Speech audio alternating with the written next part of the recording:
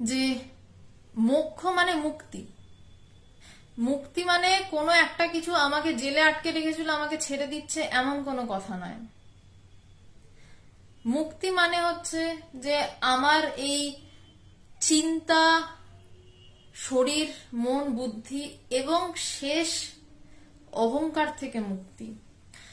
বলা ভালো আমার নিজের থেকে নিজের মুক্তি, আমার নিজের তৈরি জেলখানা থেকে আমার মুক্তি।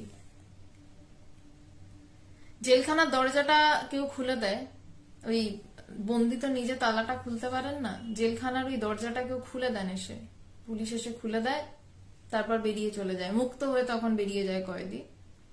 তেমনি আমরাও ঠিক একই রকম ভাবে আমরা প্রত্যেকেই নিজের তৈরি গড়াতে নিজে বন্দি।